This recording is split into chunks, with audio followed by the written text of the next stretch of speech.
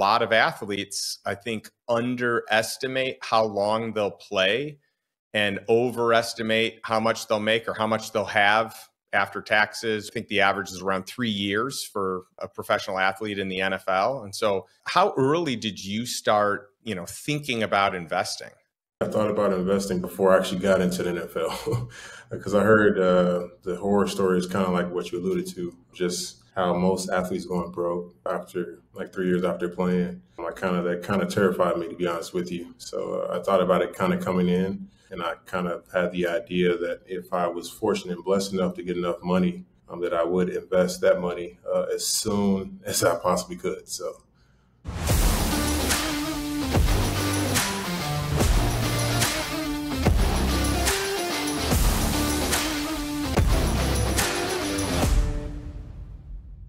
All right, Chris, I'm so excited to have you here. Welcome to the Lifestyle Investor Podcast.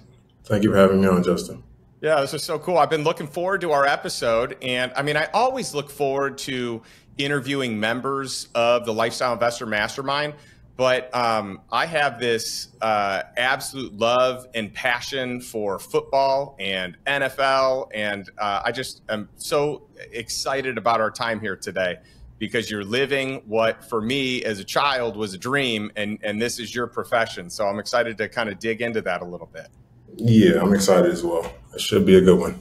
So how did you kind of figure out that football was your sport? I feel like growing up, most of us play a whole bunch of different sports. And as an athlete, I got to imagine you're probably good at a lot of different things. How did you figure out football was for you?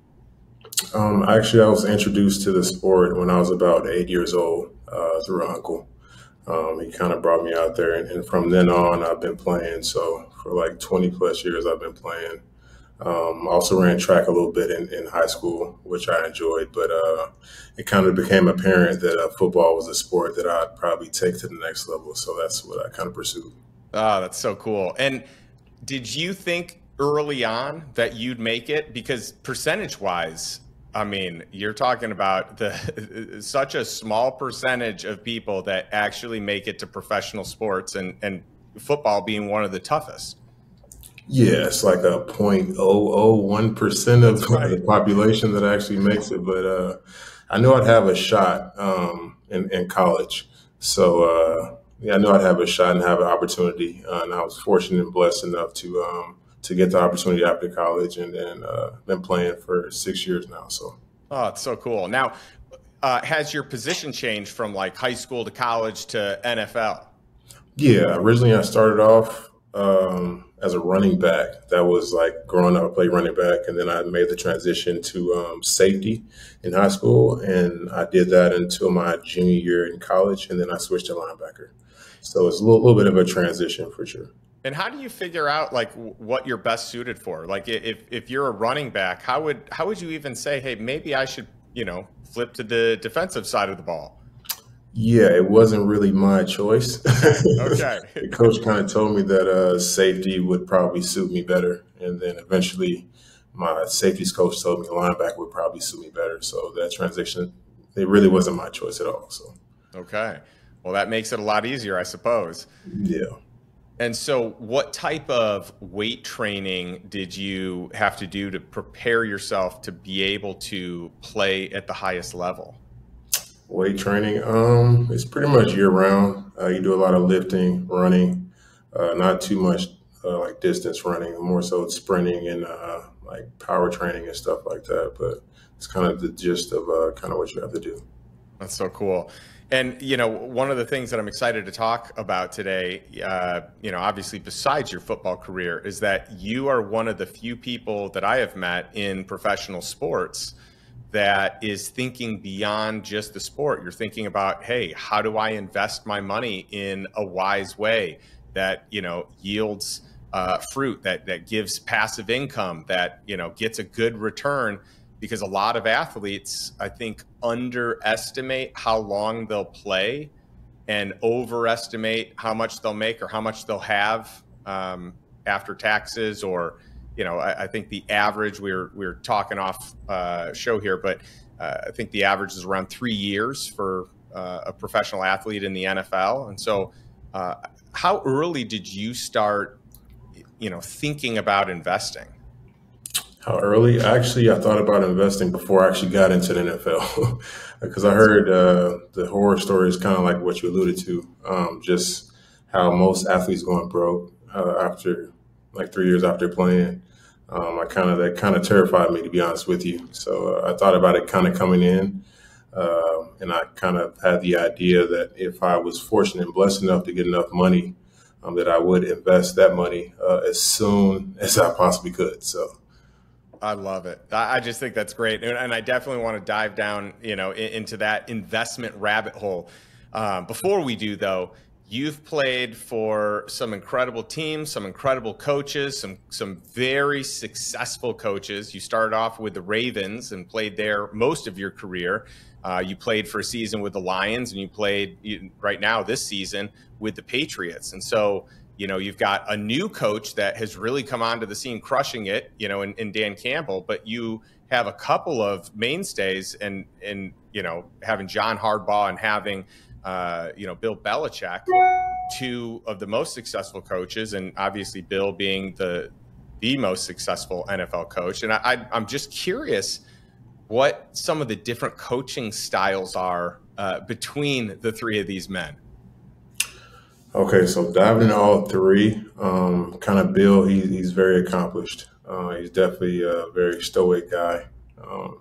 And in comparison to him and Campbell is kind of the opposite. He's kind of the more fiery guy, and kind of gets in your face a little bit. So, and then Harbaugh is he's kind of in between both of them. If I had to guess, he's established as well. So if I could like put them all three in grades, like Harbaugh is like the in between both of them. Dan is kind of like the fiery guy, and then Bill being like the stoic, kind of no nonsense type of man.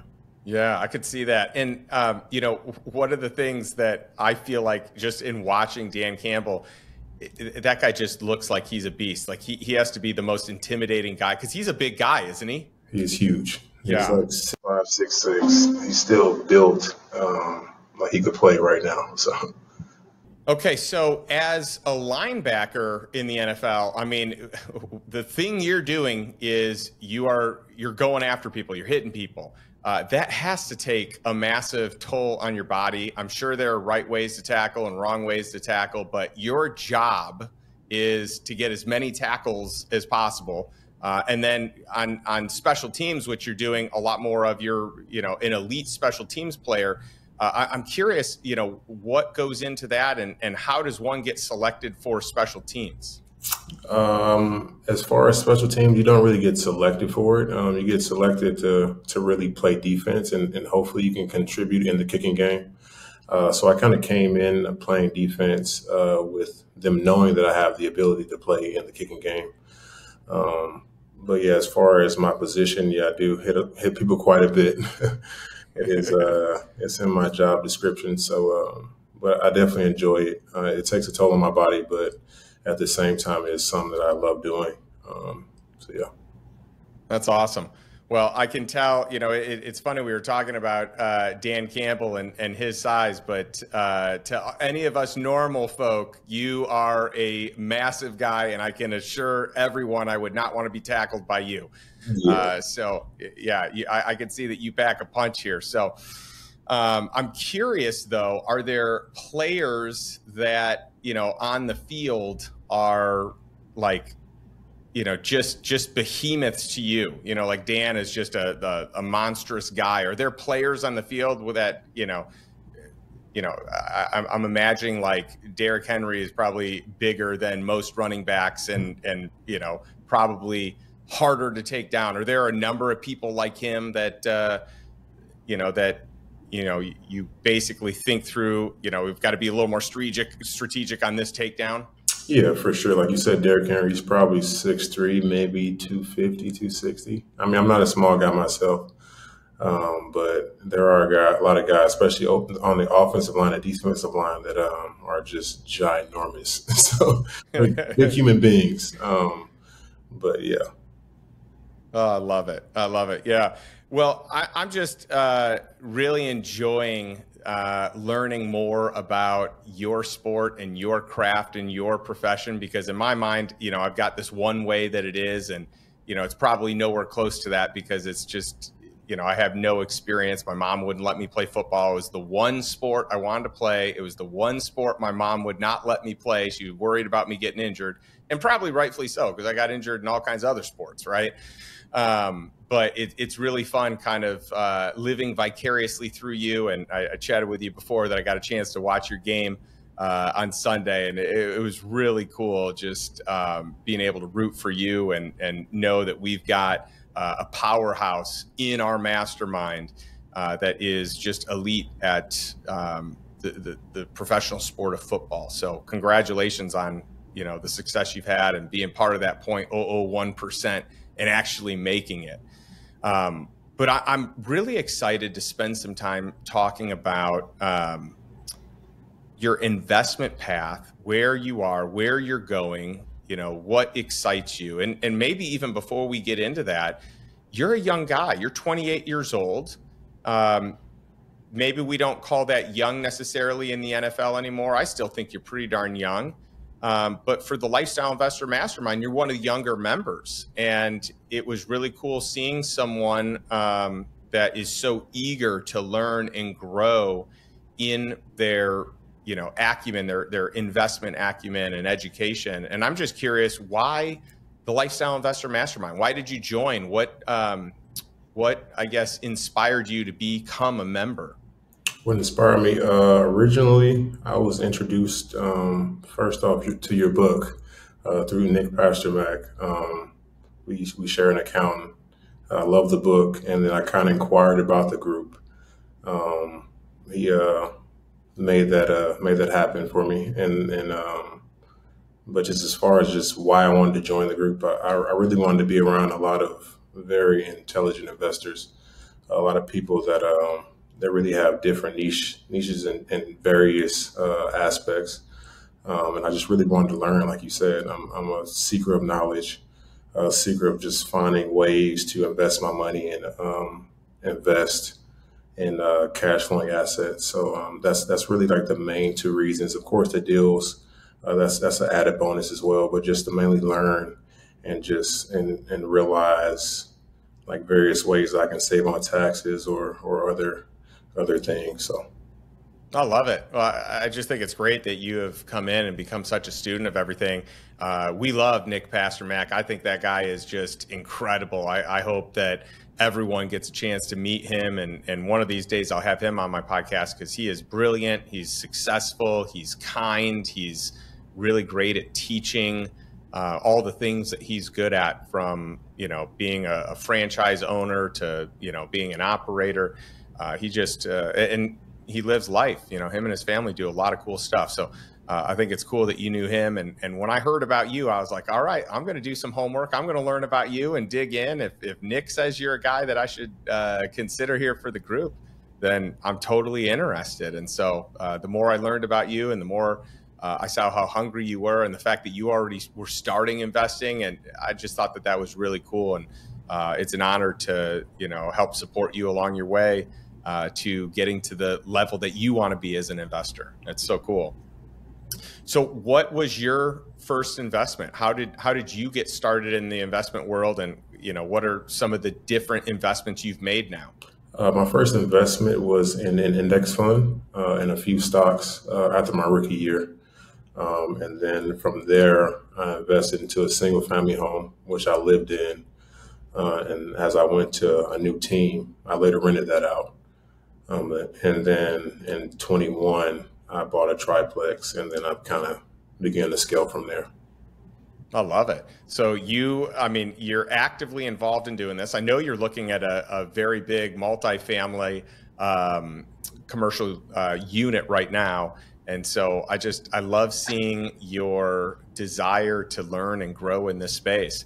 I'm curious what some of the takeaways that you've had have been since joining the group.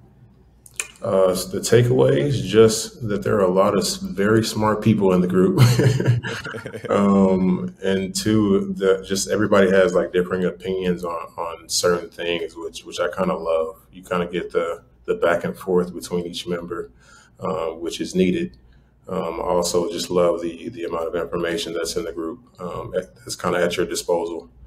And I just love all the deals that are kind of broad, and the different like videos and stuff that we have access to. So I love it. Well, our deal from this past week is with a world-class sponsor that is responsible for doing investments with the biggest billionaires, biggest family offices out there, single family offices. And it's really special that we get a chance to have access to these guys, because the who's who are the ones that are using them. And generally, people like us that, are not hanging out with the billionaire class, we don't have access to these deals. So it's cool to, have someone come in and to be able to get access to this deal and learn about it from such a top-notch sponsor. And I love that you're getting access to this and learning about it.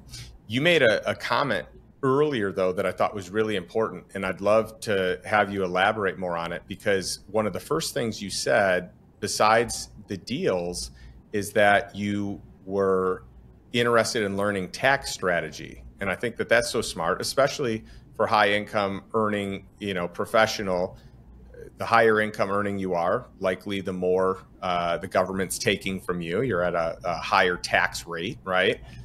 And so is that an area that you feel like you've been intentional with early on, or is that something that you've really kind of gained more of an understanding and education with through the mastermind? I kind of started early on being like intentional, just finding ways to minimize my tax amount. As you know, I kind of get taxed in every state I play. So that's right. So I'm kind of getting killed tax wise. So it'd be advantageous for me to just learn and find ways to minimize that. Yeah. Now, I think another interesting thing that we could discuss is even how you earn income. So like a football contract, when you first get drafted, there's going to be one type of contract. Then after that, you're going to sign new contracts. It might be multi-year deals. Often, though, it's single-year deals. And then the way that they're structured varies. I'd be curious to know what, in terms of like the structuring of your deal, you're willing to share, and just so that we can understand the way that income flows to you. Yeah, so I get W-2 income. And I get bonuses as well throughout the deal. There's certain dates where those bonuses like kick in, or if you meet like certain requirements, say you get a certain amount of tackles, or like a certain amount of sacks, or a certain amount of passing yards, you hit those certain bonuses. So yeah, you get those, and as well as other incentives throughout the course of, if you have a 2-year deal, a 3-year deal, or even a 1-year deal. So. And then I'm imagining postseason is going to have different pay, different comp, different bonuses. You make the postseason, there's a certain bump. You make the playoffs, or you win your division. Maybe there's additional comp, Super Bowl. Making it, winning it, all that, right? For sure, yeah. As far as the playoffs, you get paid. The first round is a decent amount, and then second round is a little bit more. Then the division championship, that's a little bit more, and then the Super Bowl is obviously a lot more. So yeah, it's definitely scaled like the farther you go. Yeah, and are you paid just over the time that you play? So is your comp based on the number of games that you're playing, or is it spread out, or do you have that as a choice? Yeah, we don't really have a choice in that, but we get paid out over a 36-week period. Okay. All right.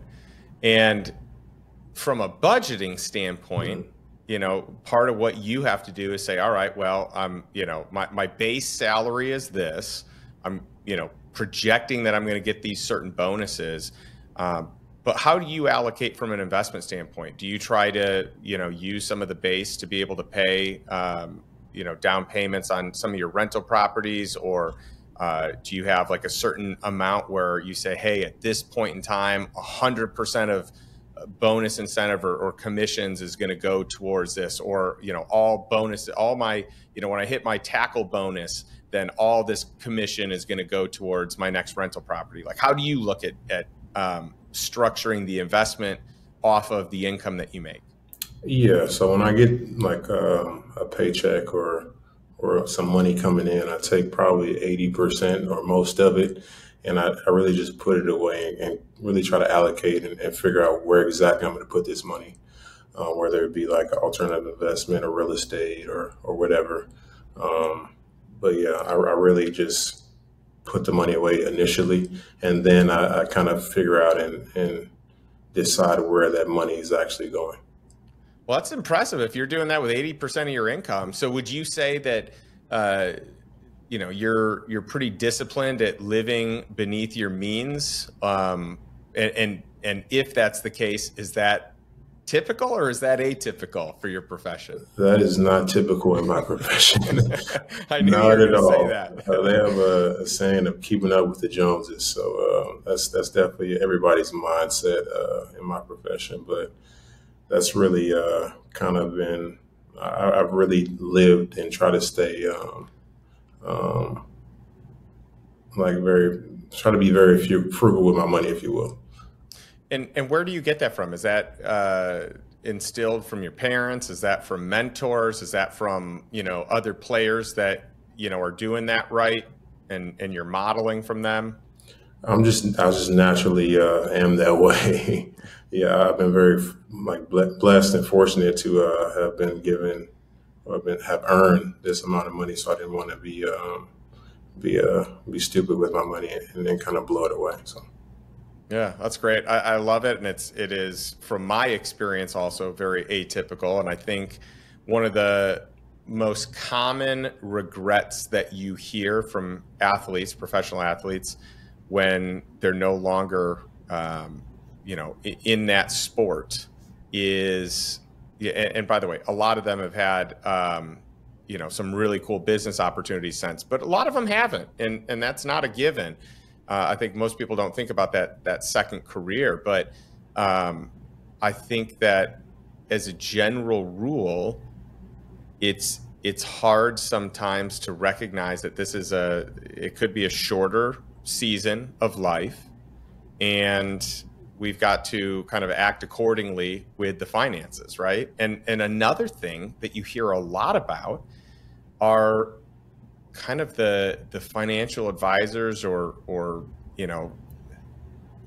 wealth managers or whoever it is, and maybe it's not those individuals, but people that really prey upon athletes that are making a lot of money. Is this something that you see? Is this something that's consistent with what you've experienced? Yeah, for sure. I've also been very hesitant on really getting involved with financial advisors because of, like you said, there's been like a lot of cases where they preyed on athletes because they make so much money and they come into the money so fast. I've definitely been hesitant as far as that, but I do have people that I bounce ideas off of and kind of get feedback and have mentors and stuff like that. So I've been very blessed and fortunate just to have people like that in my corner.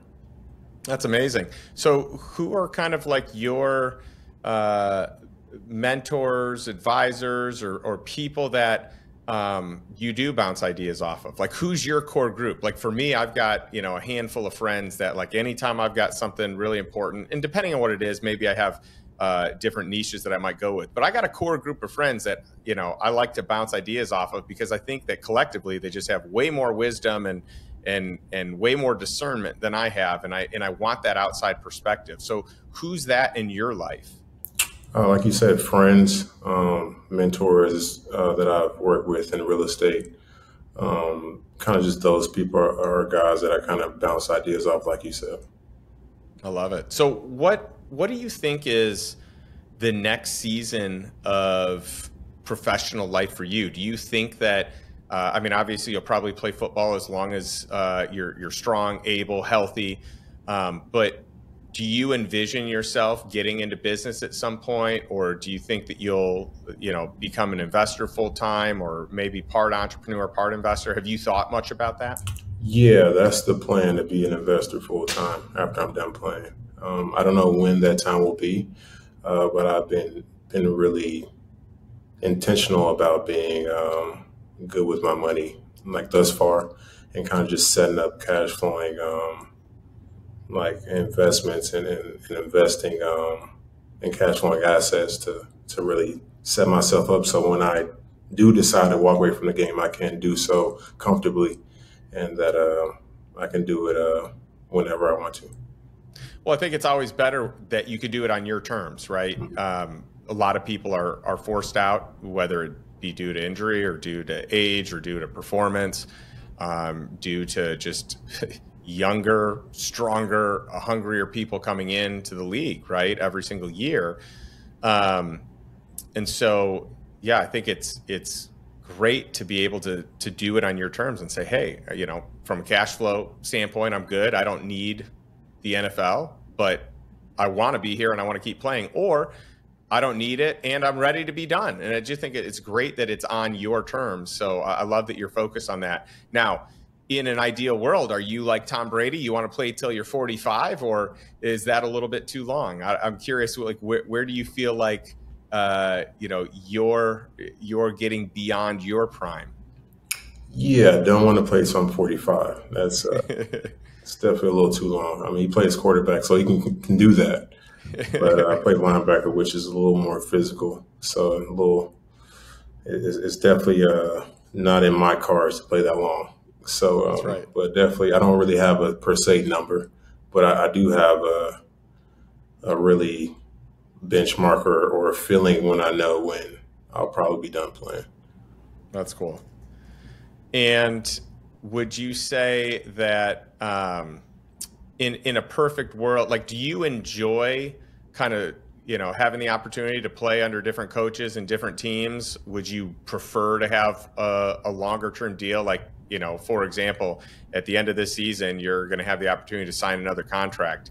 And there's probably part of you that is like, hey, it'd be nice to just stay right here, stay put. I'm established here. I get that you probably go wherever the best contract is, where maybe, whatever's the longest term or the best pay or whatever it is. But are you enjoying the variety of multiple teams, multiple coaches, multiple experiences, or would you rather find a place that you can be longer term with that city and with that team? Yeah, I'd rather be somewhere long term, and I feel like I've found that here, and that's why I signed here for a 2 year deal. I mean, after that, I don't really know, but as of right now, I'm glad I'm here, and I'm here to stay for sure. That's awesome. Well, it's also good to find that home that you want to stay, where you've got one of the winningest coaches, one of the most successful NFL masterminds out there, which is great. And you guys have assembled quite the team. I mean, one of the cool things that you see with Bill Belichick is that he is able to always recruit some amazing talent, and he often, I mean, I think that he finds incredible deals or late season pickups, and he's just been able to assemble some pretty killer teams because I think he thinks about the game of football differently and the strategy of it and the position players differently. And I've got to imagine that you've experienced quite a different perspective from the standpoint of like a chessboard. For sure, yeah. Bill's definitely a very intelligent guy. He's been around the game for a long time, so he knows a lot. He's seen a lot.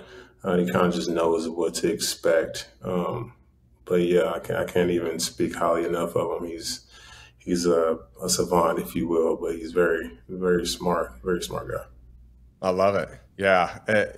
I think sometimes the greatest minds often are the quietest. They don't have to say the most. They're their results show. You don't have to run your mouth at all. Your results just show. So I love it.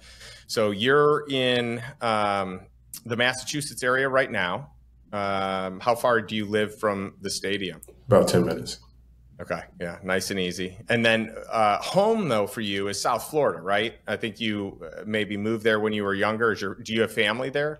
I do not have family there, but I Okay. train there every off season, so it just made sense to get a house there. I like it.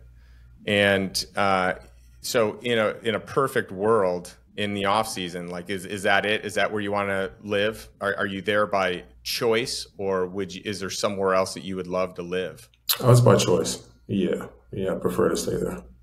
Yeah, that's cool. Well, I love South Florida. I've had a lot of fun there. I've got a bunch of friends there, so I try to make it out at least once a year. But I also was telling you when we were off air how much I love Austin. I just think it's such a cool place here. I know you've been here a few times. I just think that we are in such a really cool season of the life cycle of the city, as we're attracting so many entrepreneurs and so many tech-minded people and so many investors. It's really just a neat melting pot of people and expertise and innovation. It's really something special. But I know South Florida, that's happening as well. For sure. Yeah, I definitely love it. The weather can't beat that. And then, yeah, I just love it down in South Florida as well. Austin is nice for sure. That's cool.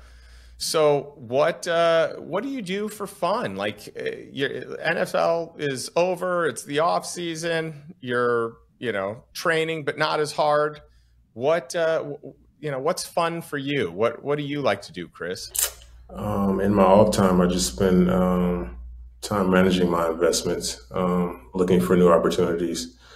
Yeah, just kind of hanging out. I draw a little bit. Just finding different things to kind of dabble in my free time. For sure. I love it. The artist in you wants to paint a masterpiece in this investment world, and I think that is so cool. Do you do much travel while in the off season, or do you like just being there? Do you like South Florida enough that you don't need to go anywhere? No, I travel quite a bit. We get off from basically January to April. So I travel from, especially that first month, I spend most of the time traveling and kind of exploring and seeing new people, like experiencing new cultures and stuff like that. So. I love it.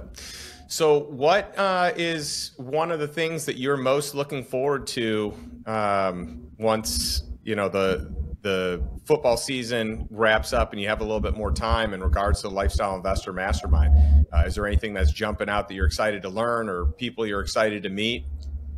Travel, like we just said. I'm definitely excited to do that. I would like to go to Italy, maybe South America again. That was definitely a good time. So just to travel mainly, continue to learn like new languages and just experiencing new things. That's cool. Well, we just took a trip to the Republic of Georgia and spent some time in Istanbul, but we're blown away by this part of the world that most people have never been to, they don't know about. And it was fascinating. And so as we're there and we brought our COO and our CIO and our CTO. And so we're all just having such a great time. And one of the things that we talked about for the Lifestyle Investor Mastermind is incorporating more travel, more trips, more culture, more experiences. And so we're in the process of trying to lock down our very first trip officially, which should be in May of next year. And I have not told this to anyone. So this is the first time I'm even uttering this, but I figure what perfect time to mention it when I'm talking to a guy that loves to travel, and the off season will be, a couple months into it. So yeah, we'll have some fun, and there's a ton of cool experiences, but I just got to say, I have thoroughly enjoyed getting to know you and hearing your story and seeing the success you've had, and just your ability to look beyond just the profession that you have and look into investing and take action and do some of the things, and have the foresight to join a community and a group like the Lifestyle Investor Mastermind, where you can rub elbows with more like-minded people, with people playing the game of life and business and wealth creation at a level that it excites and inspires you. And I just want to say that I'm honored that you'd be on the show, and honored to have you as a member in our community. So thank you. Thank you as well. I truly appreciate you giving me the opportunity to, one, be in the group, and then as well be on your show. I've definitely enjoyed myself as well, and I definitely look forward to speaking with you again. I love it.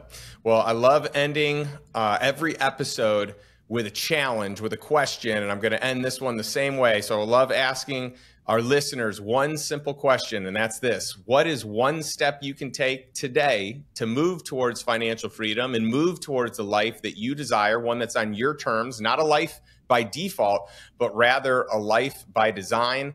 It looks like Chris Board is doing a fantastic job with that, and I hope his story has the ability to inspire some sort of action for you in doing the same thing. So thanks again, Chris, and to all of our listeners, to all of you watching. Excited to see you all next week for our next episode.